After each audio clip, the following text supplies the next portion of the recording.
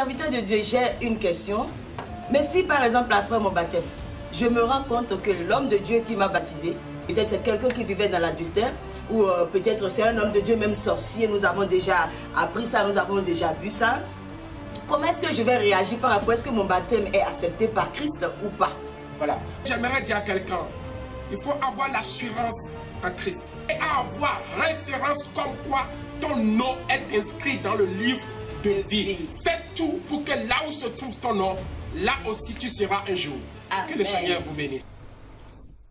Chers bien-aimés dans le Seigneur, frères et sœurs, serviteurs et servantes de Christ, je vous souhaite la bienvenue dans l'émission Parlons Christ.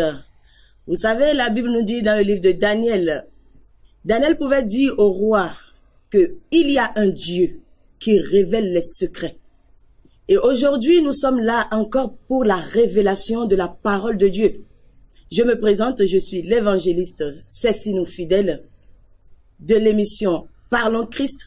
Et aujourd'hui, à nouveau, je ne suis pas seule. Je suis avec un homme de Dieu qui a vraiment le fardeau d'édifier le peuple de Dieu. Parce que la parole dit, mon peuple périt parce qu'il lui manque de la connaissance. Mais si Dieu révèle sa parole, il faudrait que nous ayons un homme de Dieu qui pourra nous introduire afin de nous faire parvenir ces révélations. Je présente pour vous, pour cette émission, l'homme de Dieu, le révérend Serge Agbeti, de l'église Centre des disciples Amour et Unité. Je le laisse se présenter à vous. Shalom, cher pasteur. Shalom, shalom. Soyez les bienvenus dans notre émission. Merci beaucoup, merci beaucoup. C'est toujours un plaisir pour nous de recevoir l'homme de Dieu parce qu'il a des révélations, il a des paroles qu'il nous enseigne pour l'édification du corps de Christ. Cher pasteur, oui. Aujourd'hui, nous sommes encore là pour édifier le peuple de Dieu. Ah, ça, nous avons besoin vraiment que la parole puisse nous édifier, comme la Bible nous fait comprendre dans le livre de Romains. Vous voyez que si personne n'est envoyé, comment entendront-ils? Yes. Vous voyez, il y a beaucoup de personnes qui ont soif de la parole de Dieu, mais il faut qu'il y ait des vrais envoyés pour que les gens puissent entendre. C'est pour cela que nous, on se force, vraiment, on se force pour que les gens puissent entendre la parole de Christ. Amen. Parce que nous sommes des envoyés de Dieu. Amen.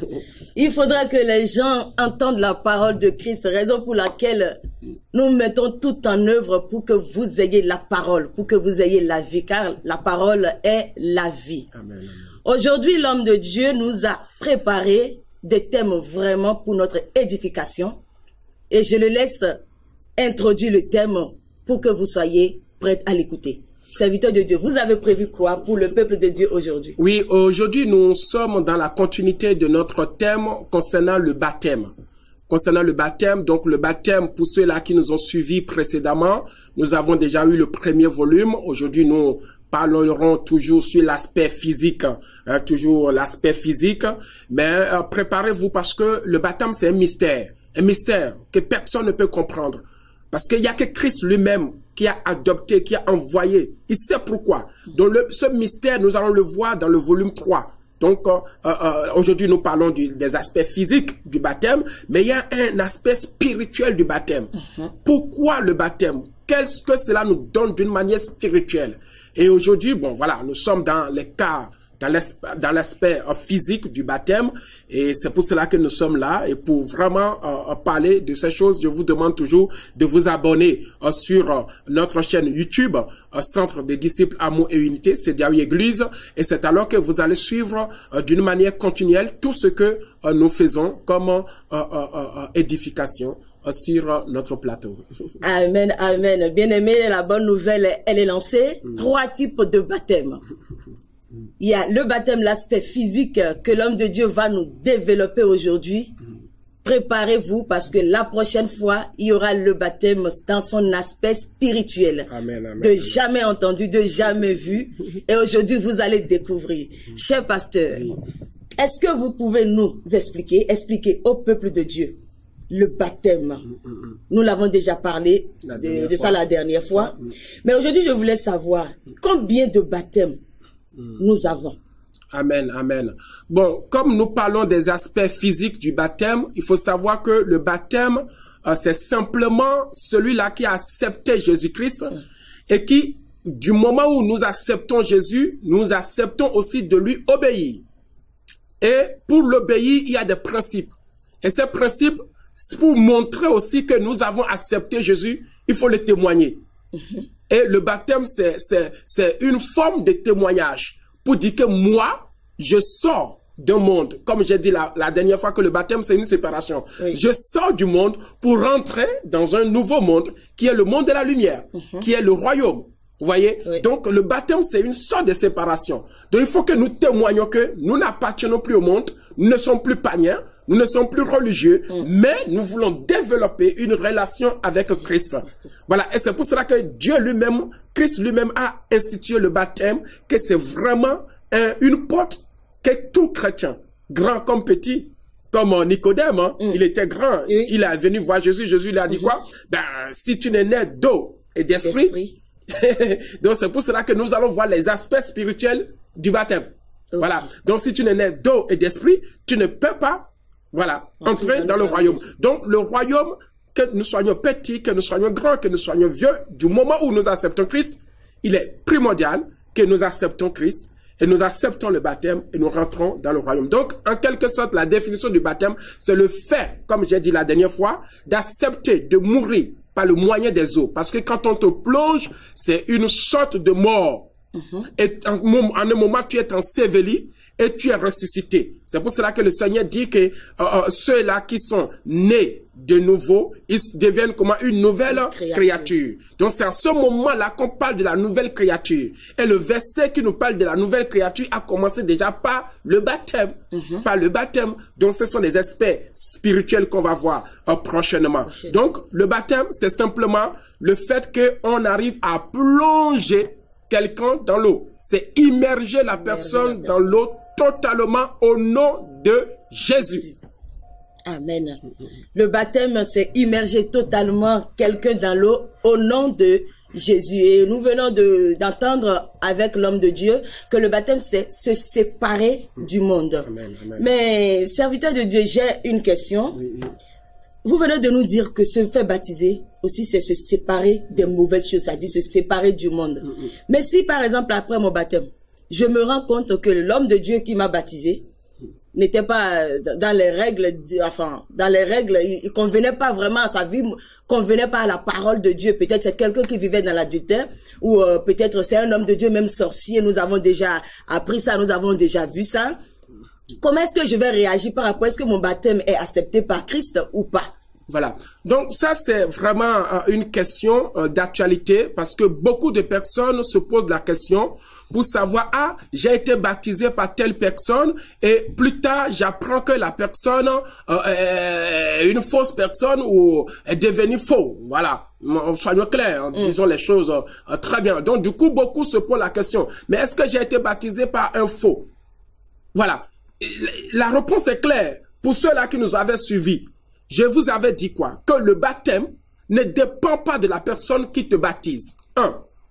Donc, le baptême dépend simplement de la confession à toi. Si tu sais en qui tu as cru, si tu sais en qui tu veux appartenir, et que ce n'est pas un homme, et que la personne t'a prêché l'évangile, et tu as accepté l'évangile du moment où tu as été baptisé au nom de Jésus, et en ce moment, tu étais ignorant de cette personne. Tu ne connais rien du tout de cette personne.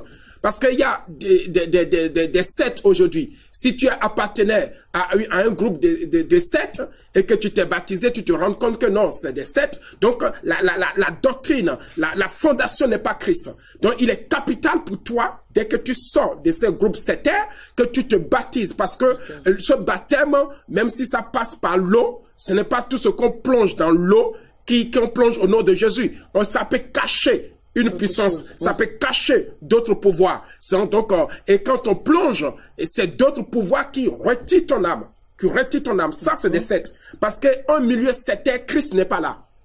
Christ n'est pas là. Parce que la Bible me dit que le diable aussi se déguise en l'ange de lumière. Donc, ils vont faire croire aux gens que oui, venez être baptisés selon la parole. Mais quand tu découvres que c'est des sectes, donc, il faut savoir que le baptême que tu as eu là, ce n'est pas Christ la fondation. Donc, c'est un esprit qui a soutiré ton âme. Du moment où tu te rends compte que c'est les sectes, alors il faut redonner ta vie à Jésus-Christ en vrai et se faire baptiser. Maintenant, pour revenir à ta question, la personne qui t'a baptisé, du moment où toi tu es en train d'accepter Christ, tu ne connaissais rien de cette personne. Nous tous on est naïfs. Vous voyez? Donc la personne à la fois prêche l'évangile. Parce que dès que tu es baptisé, c'est Christ qui s'occupe de ta vie. Oui. Il y a un livre de vie qui s'ouvre. Et Christ vient, il prend ta vie. Tout ça là, c'est écrit dans la Bible.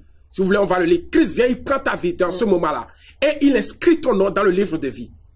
Et là, ta vie doit continuer. Ta foi, maintenant, doit continuer. Tu vas commencer à marcher selon les principes de Christ et grandir spirituellement.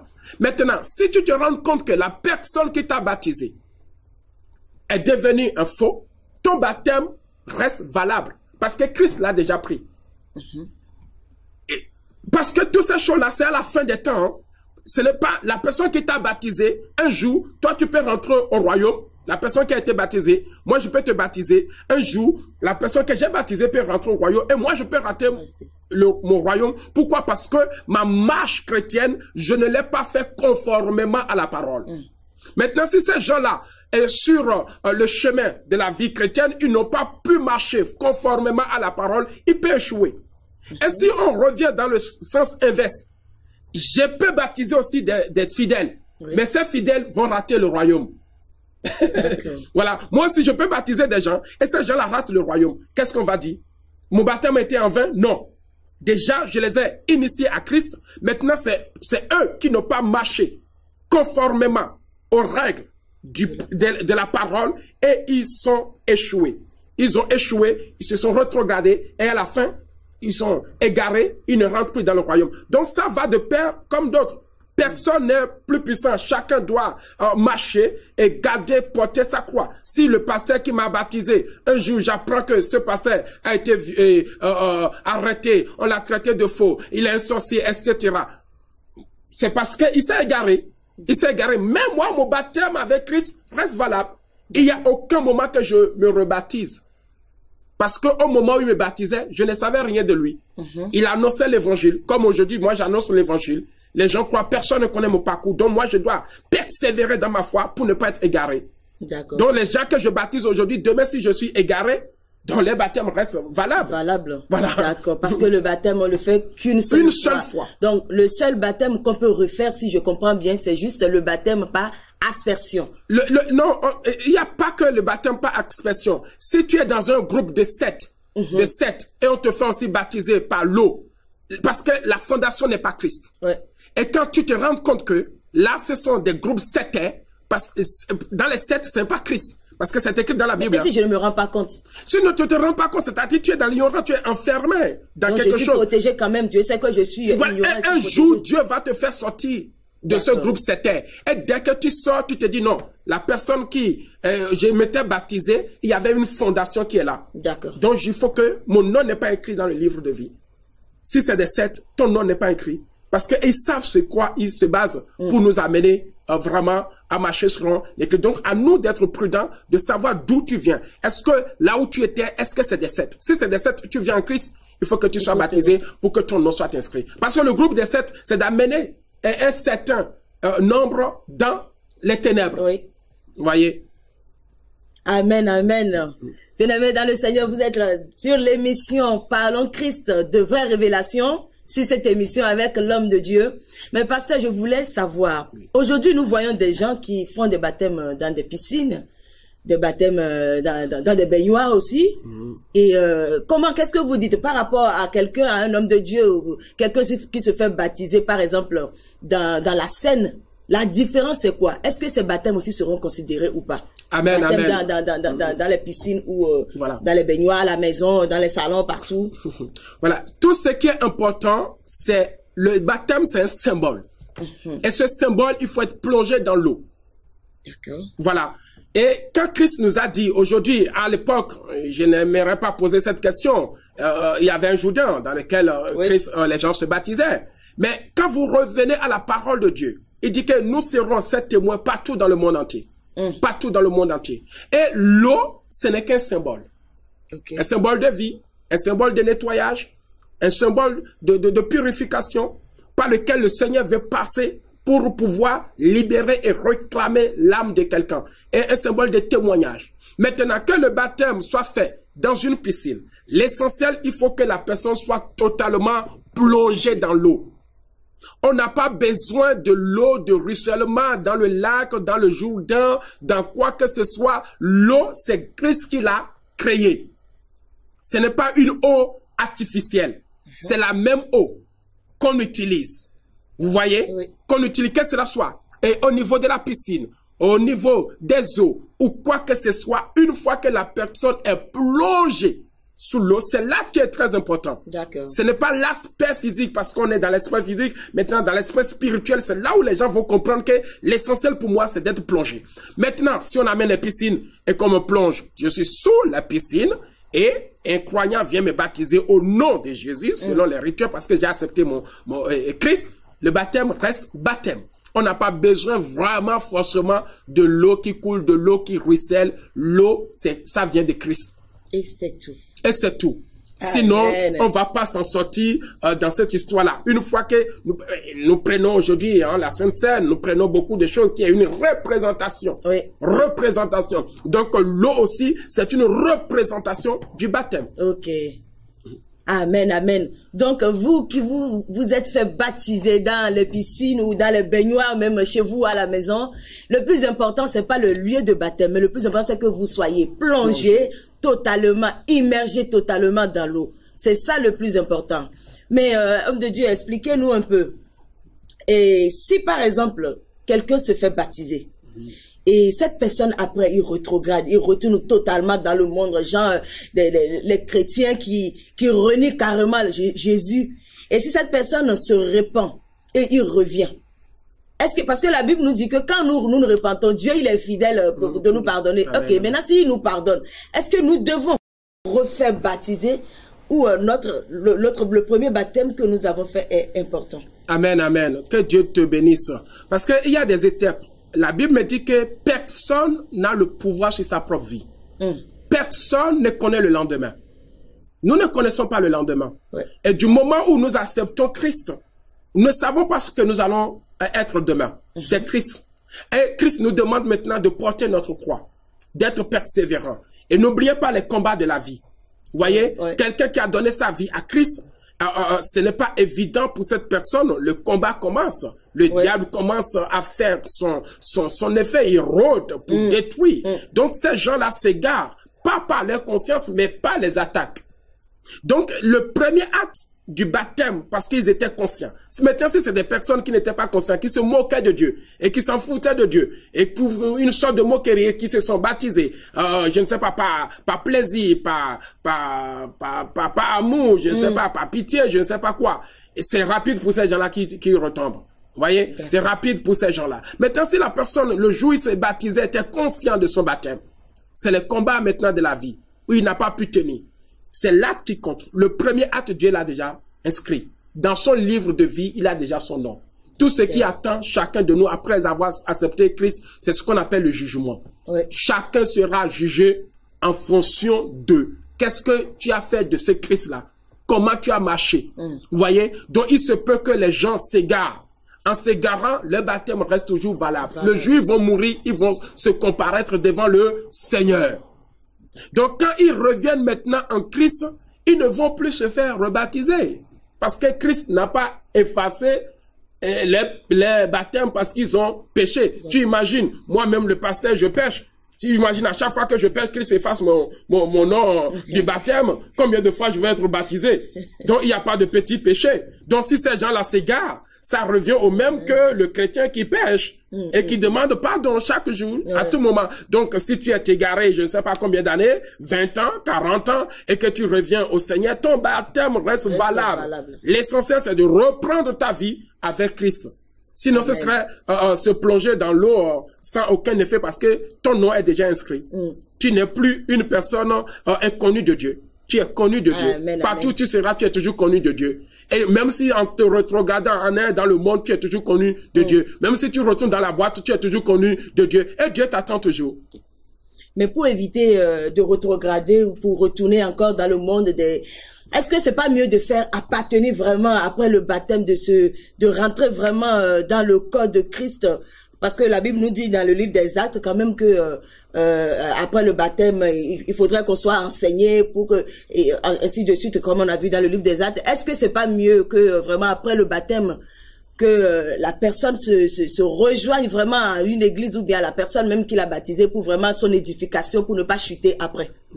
Bon, c'est ce que la parole de Dieu nous conseille dans le livre de 1 Corinthiens au chapitre 12, où nous voyons très bien, parce que dès que tu acceptes Christ, donc tu deviens membre du corps de Christ. Vous voyez? Oui. On devient membre du corps de Christ. Et du moment où tu deviens membre du corps de Christ, maintenant à toi de marcher selon cette famille de Christ. Il faut pas que on sorte de cette famille. Et dans cette famille, c'est les enseignements qui nous encouragent, c'est les temps de prière qui nous encouragent, c'est la communion fraternelle qui nous encourage, c'est la fraction de pain. Et que du moment où on passe par les eaux du baptême, on devient membre actif du corps de Christ. Et il ne faut pas que quelque chose dans ce monde-là nous enlève totalement de ce corps. Et quand on commence à s'éloigner de ce corps, le corps c'est quoi? C'est le partage, c'est l'enseignement, c'est toutes ces choses-là qui fait que nous restons membres et corps du Christ. Amen, amen. Donc, bien aimé, si vous vous êtes fait baptiser, que ce soit par un frère ou par votre pasteur, ne vous inquiétez pas, faites entrer dans une église, faites partie du corps de Christ. Comme ça, cela vous évitera à la chute, cela vous évitera, cela vous épargnera de la chute, parce que n'oubliez pas, la Bible nous dit que votre ennemi, le diable, rôde autour de vous comme un lion rugissant, cherchant qui dévorer. Et je voulais demander au pasteur de nous expliquer encore un peu plus sur les 3 types de baptême, parce que ça serait dans notre prochaine édition. Il va nous développer plus le baptême dans son aspect spirituel. Là, vous allez mieux comprendre la nécessité de se faire baptiser et l'importance d'appartenir au corps de Christ. Cher pasteur, vous pouvez nous expliquer un peu plus sur les 3 types de baptême, parce que vous les avez énumérés tout à l'heure. Oui, nous avons 3 types de baptême. Nous allons aller dans le livre de Luc chapitre 3. Nous allons le voir, Luc chapitre 3, le verset 16. Alors, chapitre 3, verset 16. Voilà, donc ça c'est la parole de Jean-Baptiste, de Jean-Baptiste qui dit au verset 16, il est dit à tous, moi je vous baptise d'eau, mais il vient celui qui est plus puissant que moi. Je ne suis pas digne de délier la courroie de ses souliers. Lui, il vous baptisera du Saint-Esprit et de feu. Donc nous voyons que Jean-Baptiste, il est venu, il baptisait les gens d'eau. Et après, il a parlé du baptême du Saint-Esprit, et après, il a parlé du baptême du feu. Voilà. Donc dans ces 3 types de baptême, ce qui est très important pour nous, c'est le baptême d'eau. Parce que le baptême d'eau, c'est le baptême qui donne accès au salut. Vous voyez? Maintenant, le baptême du Saint-Esprit, c'est le baptême qui nous permet d'appartenir et de devenir fils de Dieu. La Bible dit dans le livre de Romains 8:14 que ceux-là qui sont conduits par le Saint-Esprit sont fils de Dieu. Donc, ce qui veut dire que tu peux être baptisé d'eau, aspect physique, et ne pas vraiment plaire aux choses de Dieu. Et si tu continues toujours dans les choses du monde, non, c'est pas bien. Donc, comme je vous ai dit que le baptême, c'est le fait d'être plongé. Et quand on parle du baptême du Saint-Esprit, c'est d'être plongé dans le Saint-Esprit. Et aujourd'hui, quand nous réclamons un Saint-Esprit viens, habite en moi, c'est que nous plongeons totalement dans le Saint-Esprit. Donc le baptême du Saint-Esprit, c'est le baptême de tous les jours. On en a toujours besoin. Il faut le renouveler tous les jours. Parce que c'est ça qui nous conduit. Le baptême d'eau, c'est une fois dans sa vie.